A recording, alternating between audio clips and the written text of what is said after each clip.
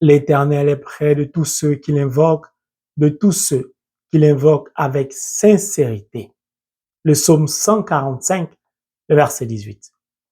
Que la paix et l'amour de notre Seigneur Jésus-Christ nous parviennent tous en abondance, chers abonnés, et sur vous qui pour la première fois regardez cette chaîne. Si vous y êtes, ce n'est pas un hasard. C'est le Saint-Esprit qui vous y a conduit car Dieu a certainement une parole pour vous. Si donc vous aimez la parole de Dieu comme moi, je vous invite du plus profond de mon cœur à vous abonner massivement. N'oubliez pas d'appuyer sur le pouce levé et surtout de partager cet enseignement afin de donner la possibilité à toutes ces personnes qui n'ont pas accès ni connaissance de la parole de Dieu. C'est vous que Dieu a choisi comme des instruments au travers desquels il désire répandre sa parole, qui est lumière dans le monde entier. Que d'avance Dieu se souvienne de vous, afin que par sa bénédiction, il vous donne de voir votre vie être totalement transformée in the name of Jesus Christ. Amen. La parole de Dieu que je voudrais partager avec joie en ce jour avec vous est tirée du livre de Matthieu en son chapitre 6, du verset 9 au verset 13, qui est la prière de notre Père. L'enseignement précédent, c'était le verset 9. C'est-à-dire, notre Père qui est dans les cieux, que ton nom soit sanctifié. Aujourd'hui, ce sera le verset 10. Qui est que ton règne vienne, que ta volonté soit faite sur la terre comme dans les cieux. Mais je vais lire d'abord l'intégralité de cette belle prière qui est la clé de la réussite, du bonheur. Vous allez comprendre pourquoi. Notre Père qui est dans les cieux, que chacun reconnaisse qui tu es. Que ton règne vienne, que ta volonté soit faite sur la terre comme dans les cieux. Donne-nous aujourd'hui le pain dont nous avons besoin. Pardonne-nous nos torts, comme nous pardonnons nous aussi à ceux qui nous ont fait du tort. Et ne nous laisse pas entrer dans l'épreuve, mais délivre-nous du mal. L'enseignement précédent, nous avons expliqué l'importance de notre Père qui est dans les cieux et que son nom soit sanctifié. Cette première phrase de la prière indiquée par le Christ qui est l'ouverture de la prière. Maintenant, le verset 10 qui est que ton règne vienne, que ta volonté soit faite sur la terre comme dans les cieux, va nous introduire dans la profondeur de la prière. Cette prière que seuls les initiés confirmés peuvent en percer les mystères. Les initiés, ce sont les baptisés. Les initiés confirmés, ce sont les baptisés qui conforment leur vie à la parole de Dieu. Il est important, mes frères et mes sœurs, de marcher conformément à la parole de Dieu, ce que Saint Paul appelle marcher par la foi et non par la vue. Alors, que veut nous dire le Seigneur aujourd'hui au travers de cette prière? Cette belle prière indiquée et recommandée par Jésus-Christ lui-même. Qui est Jésus-Christ? Le Fils du Dieu vivant, comme le dit Pierre. Celui qui vient d'auprès du Père, qui mieux que lui connaît les profondeurs des pensées de Dieu. Et si donc Jésus nous indique une telle prière, waouh! Parfois on cherche loin ce qui est à côté de nous. Au travers de l'explication, vous allez comprendre pourquoi. Que ton règne vienne. Premier point. Que ta volonté, deuxième point, soit faite sur la terre comme dans les cieux. Troisième point. C'est quoi le règne de Dieu? Le règne de Dieu, c'est ce qu'on appelle le royaume des cieux. Le règne de l'amour. Ou la vie éternelle. Qu'on peut qualifier aussi en l'appelant le paradis. En langage simple, c'est le bonheur. C'est tout. Pourquoi? Dieu est un Dieu aimant. Il nous aime de tout son cœur. Il a été la première personne à nous aimer, à nous témoigner de son amour en posant un acte que personne ne peut égaler. Un acte d'amour irrévocable. Un acte d'amour qui surpasse la signification même de l'amour. Puis, Dieu est un Dieu de lumière. Il est un Dieu saint. Il est un Dieu pur. En lui, il n'y a point l'ombre de l'obscurité, c'est-à-dire du mal, du mauvais. Il n'y a pas de méchanceté en Dieu. Dieu ne sait pas faire le mal. Il est bon de cœur. Oui, c'est le Dieu que nous avons accepté d'accueillir de par notre baptême. Donc le règne, c'est le royaume des cieux. La volonté, c'est la parole de Dieu, word of God. C'est la volonté de Dieu. Cette volonté, nous voulons qu'elle soit manifestée de façon concrète sur la terre. Comme le royaume des cieux est dans les cieux, et comme la volonté de Dieu est manifeste dans les cieux. Alors quand nous récitons et méditons la prière du Notre Père, nous devons avoir connaissance de ces choses. Nous devons être dans un état d'esprit intérieur à partir de cette connaissance pour nous adresser à Dieu.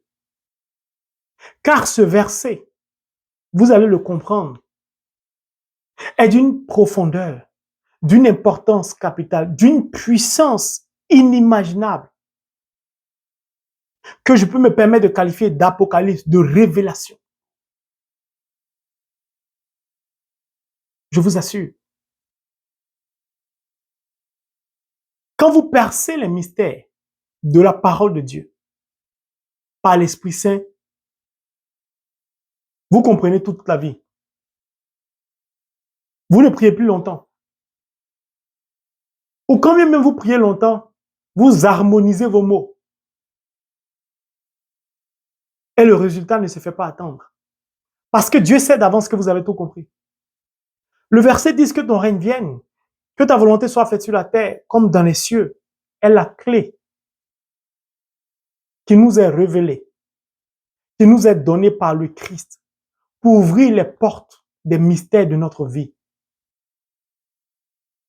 Les mystères de l'incompréhension de notre vie, de nos souffrances, de notre chômage, de notre maladie, de la pauvreté, de tout ce que vous pouvez imaginer comme souffrance. Ce verset est le mystère qui nous permet de comprendre notre vie. Pourquoi? Jésus nous indique, il nous recommande, lorsque nous voulons prier, voici le chemin emprunté. Lui, il sait ce qui plaît à Dieu. Il sait comment toucher le cœur de Dieu, puisqu'il vient d'auprès du Père. Il connaît les secrets du Père. Il sait comment obtenir la faveur du Père. Ce que je vous dis, waouh, est d'une, je ne sais pas si vous réalisez comme moi, la découverte, pour parler en langage terre à terre. Donc nous demandons à Dieu,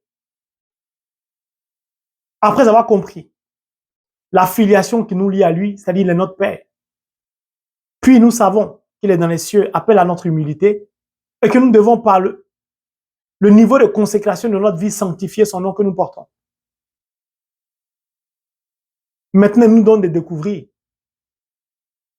ce joyau. C'est le verset 10. Donc, c'est nous qui demandons à Dieu de faire venir son règne, de faire venir le royaume des cieux sur la terre, de nous permettre de vivre dans ce royaume des cieux déjà sur cette terre, avant de l'achever dans les cieux.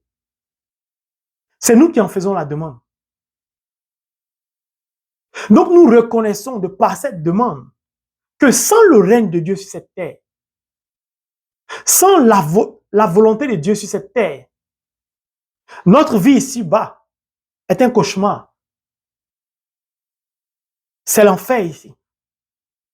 Ce sont les difficultés, des souffrances à la point fini.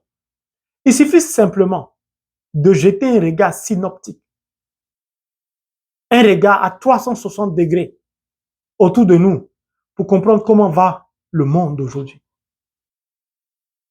Tant de guerres, tant de souffrances, tant d'humiliation, tant de meurtres, tant d'avortements, des malades qui sont refusés dans les hôpitaux au motif qu'ils n'ont pas l'argent. Des gens meurent faute de moyens. Ça, c'est le visage du monde. Donc, sans le règne de Dieu, il ne peut y avoir de bonheur sur cette terre. On ne peut vivre heureux. Lorsque donc nous faisons appel au règne de Dieu, c'est-à-dire au royaume des cieux, nous devons comprendre cela. Que c'est à notre demande. Le règne, c'est le royaume des cieux. Le royaume des cieux, c'est le règne de l'amour. Donc nous demandons à Dieu de nous permettre, de nous donner, de vivre le règne de l'amour ici-bas. Car sans l'amour, on ne peut rien. Sans l'amour, il n'y a pas de justice. Sans l'amour, il n'y a pas de paix. Sans l'amour, le monde va à volo, le monde va mal. Donc nous appelons le règne de l'amour. Puis nous demandons à Dieu que sa volonté soit faite.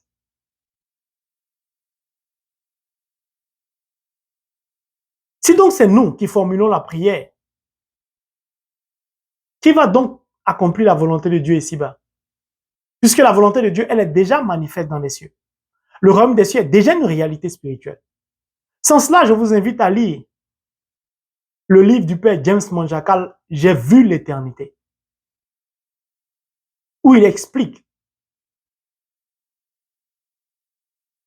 suite à son empoisonnement, il a été plongé dans le coma et Dieu lui a permis de sortir de son corps pour parvenir au royaume des cieux. Et le père James Monjacal explique qu'il a vu des choses dans le royaume des cieux qui l'ont beaucoup bouleversé. Il a célébré le mariage de certains chrétiens qu'il a vus en enfer. Il a reconnu certains païens qui n'étaient pas mariés à l'église, qui ne croyaient pas en Dieu, qui étaient au paradis. Parce que ceux-là avaient conformé leur vie à la parole de Dieu, quand bien même ils n'étaient pas chrétiens. Lisez le livre de Luc, le bon samaritain. Certains païens ne croient pas en Dieu, ne reconnaissent pas l'acte, Holy Cross, la croix du Christ, le sacrifice ultime de Jésus sur la croix pour sauver l'humanité, parce qu'ils ne sont pas baptisés, ils ne sont pas initiés. Ils ne reconnaissent pas l'amour de Dieu au travers de cet acte. Ils ne reconnaissent même pas, sinon ils dénient même l'existence de Dieu. Certains païens, du moins, qui ne croient même pas en Dieu, marchent conformément à la parole de Dieu que certains chrétiens. Ces païens, parce qu'ils ne sont pas convertis, ne sont pas appelés enfants de Dieu, mais trouvent grâce aux yeux de Dieu. Car Dieu préfère un païen qui n'a pas la connaissance de Dieu, qui n'a pas la connaissance de sa volonté, qui n'a pas la connaissance des Saintes Écritures, mais qui conforme sa vie sans le savoir à la parole de Dieu, car des chrétiens qui chantent, qui clament haut et fort, qui sont chrétiens, qui tous les jours sont à l'église, mais dont la vie n'est pas conforme à la parole de Dieu. Mieux, qui n'osent même pas lire la parole de Dieu. Qui pour certains n'ont jamais lu la parole de Dieu. Pour d'autres qui faisaient comme moi, je faisais. Avant de me coucher, j'ouvre la parole de Dieu, je dépose aux cheveux de mon lit. C'est tout. C'est tout ce que je faisais. En fait, je faisais tout sauf l'essentiel. Je peux dépoussiérer ma Bible, je peux l'ouvrir pour déposer au chevet du lit, mais je ne prends pas le temps de la lire. Donc la volonté de Dieu, c'est ça. Nous demandons donc à Dieu que sa volonté soit faite. Mais qui va faire la volonté de Dieu sur cette terre? Parce que Dieu vit dans les cieux. C'est nous qui adressons la prière à Dieu. Donc nous nous portons garant. Nous disons à Dieu Choisis-nous comme instrument pour manifester ta volonté sur cette terre. Mais mon frère, ma soeur, comment tu peux manifester la volonté de ton Père si tu ne lis même pas la parole de Dieu? Si tu ne connais même pas la volonté de ton Père, tu la manifestes comment? Parce que Dieu ne va pas venir manifester sa volonté pour toi. C'est toi qui lui demandes de venir manifester. Lui, il va venir t'accompagner. Mais c'est toi qui fais appel à lui. Comment peux-tu manifester la volonté de ton Père si toi-même, tu ne lis pas Holy Bible, la parole de Dieu, Word of God? Si toi-même, tu ne conformes pas ta vie à la parole de Dieu. Si tu ne sais pas que dans le livre d'Amos, il est écrit que le Seigneur ne fait rien sans le révéler à ses serviteurs, comment tu vas faire? Si tu ne connais pas l'attitude de Jésus face à la femme qui avait commis l'adultère, Jean chapitre 8, tu vas passer ton temps à lapider de telles femmes. Mais Jésus lui-même, qui sait très bien que Moïse a dit, quand tu commets l'adultère, voici le sort qui t'est réservé. Jésus n'ose même pas s'aventurer là-bas. Parce qu'en lui, il n'y a point l'ombre de l'obscurité ni du mal. Il dit, si vous n'avez jamais péché, jetez-lui la première pierre. Jésus n'a jamais condamné cette femme. Il ne l'a pas lapidée. Si tu ne sais pas ça, tu vas critiquer, insulter, humilier une femme peut-être qui s'est prostituée pour mettre ses enfants à l'école. Tu ne vas pas chercher à comprendre. Tu vas la juger tout de suite. Beaucoup de personnes humilient leurs semblables. C'est pourquoi tu as besoin de connaître la parole de Dieu pour accomplir la volonté de Dieu sur cette terre. Pourquoi je le dis? Nous demandons à Dieu que son règne vienne. C'est-à-dire le règne de Dieu, c'est l'amour. Car tout ce que vous voyez, la volonté de Dieu, qu'on appelle la parole de Dieu, les Écritures saintes, le fondement, le Holy Bible, Word of God, tout ce qui est écrit ici repose sur un seul principe, un seul, l'amour. C'est tout. Tout le reste, toutes les pages que vous voyez là, découlent de l'amour. En dehors de ça, c'est du verbiage.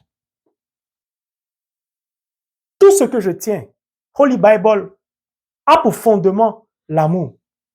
Donc, si tu appelles le règne de Dieu, c'est que tu es prêt à manifester au travers de ta vie l'amour, le règne de l'amour. Tu es prêt à accomplir la volonté de Dieu. C'est-à-dire que tu es prêt à conformer ta vie à la parole de Dieu et en être le témoin dans le monde. Seuls les initiés confirmés peuvent percer de tels mystères. Donc, mon frère, ma soeur, quand tu récites le Notre Père, tu dois savoir que c'est ta demande que tu fais à Dieu. Voici la responsabilité qui t'incombe quand tu finis ta prière du Notre Père. Pourquoi? Je te disais tout à l'heure, c'est la clé qui ouvre les mystères de ta vie. Tu vas comprendre, beaucoup de personnes sont frustrées dans leur vie, parfois chrétiennes, parce qu'elles ont l'impression que rien ne s'accomplit. Le chômage, la pauvreté, les difficultés, la maladie, toutes sortes de souffrances, parfois même l'incompréhension de notre vie. Mais ce verset va vous en donner l'explication. Pourquoi? Si vous prenez le livre de Matthieu chapitre 6, le verset 33, qui dit, je cite, « Cherchez premièrement le royaume des cieux et la justice de Dieu, et le reste vous sera donné par-dessus tout. » En fait, on n'a même pas à souffrir pour avoir ce qu'on veut. Cela nous est d'avance donné. Dieu a prévu de tout nous donner cadeau. Sans effort. En fait, Dieu nous aime tant. Dieu nous demande. Et ça, c'est la question la plus importante.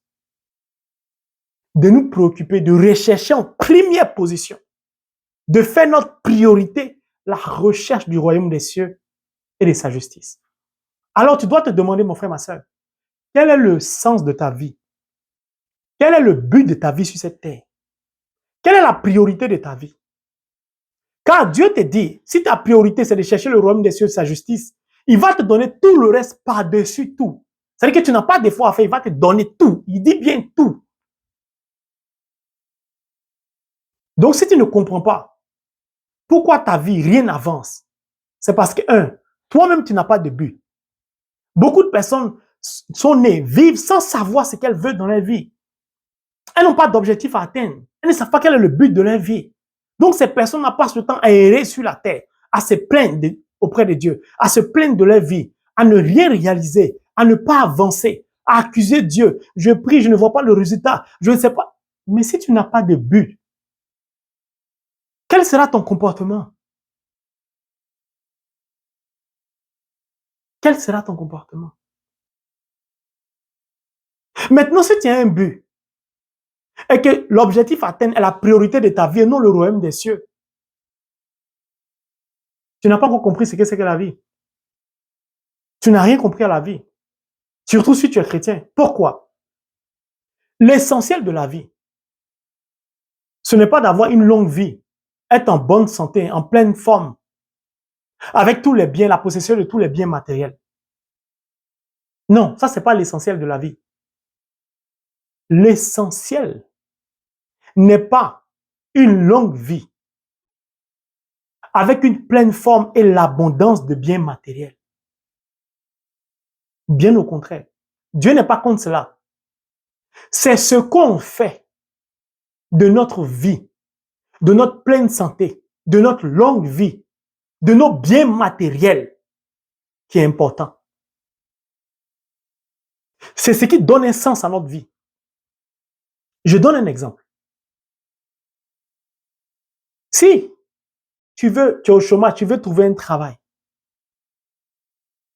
quel est le but que tu vas atteindre au travers de ce travail? Quel est le sens que tu donnes à ta vie au travers de ce travail? Est-ce que ce travail va te permettre de voler au secours de la veuve et de l'orphelin, du mendiant, de celui qui souffre? Ou le but de ton travail est d'amasser de l'argent? La guérison que tu recherches, par exemple, quel est le but de ta guérison? Tu veux guérir pour guérir ou tu veux, à partir de ta guérison, témoigner, manifester le règne de Dieu? Le problème, ce n'est pas la guérison. Quel est le sens de la guérison que tu désires? Quel est le but de la guérison? Car pour Dieu te guérir, c'est un claquement de doigts. Il dit, le reste sera donné par-dessus tout le reste. C'est la santé, c'est le travail, c'est tout. Le problème, ce n'est pas le nombre de maisons que tu vas acheter. Quel est le but? Quel est le sens d'avoir beaucoup de maisons? Quand on est chrétien, le sens de notre vie est la recherche du règne, de l'amour de Dieu, qu'on appelle le royaume des cieux. C'est la recherche de la justice de Dieu.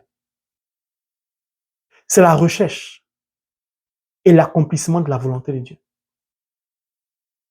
C'est tout. C'est pas moi qui le dis. Et Matthieu 6, verset 33, le reste te sera donné. Alors, si tu es né, que tu n'as pas de but, ça veut dire que tu ne connais pas ça. Si tu cherches, vends ton mari à t'enrichir, et que la richesse, l'obsession de la richesse est ta priorité, tu n'as rien compris à la vie. Si pour ça, tu passes ton temps à faire 2, 4 boulots, tu n'as rien compris à la vie. C'est pourquoi tu as besoin de connaître la volonté du Père. Sans cette volonté, il n'y a pas de règne. Il n'y a pas de règne. Jérémie 29, verset 11, je dis, vous devez lire la Bible. Quand vous lisez la parole de Dieu avec amour, le Saint-Esprit vient vous aider. Jérémie 29, verset 11, Dieu dit au peuple d'Israël, je vais vous donner un avenir et une espérance. Lisez le livre de Rick Warren, un pasteur, qui a été vendu à près de 30 millions d'exemplaires, traduit en plusieurs langues. Moi, j'ai soif de Dieu, donc je me cultive. Tout ne peut pas être marqué dans la parole de Dieu. Ça, c'est l'essentiel de notre vie. À partir de là, nous pouvons tout comprendre de la vie. Ça, c'est la volonté de Dieu. Est-ce que nous sommes prêts quand nous récitons et méditons le Notre Père? Est-ce que nous avons connaissance de tout ça? Est-ce que nous sommes prêts à vraiment faire du royaume des cieux notre priorité? La recherche de la justice de Dieu notre priorité? Est-ce que nous sommes prêts à manifester sa volonté, c'est-à-dire à nous aimer les uns les autres?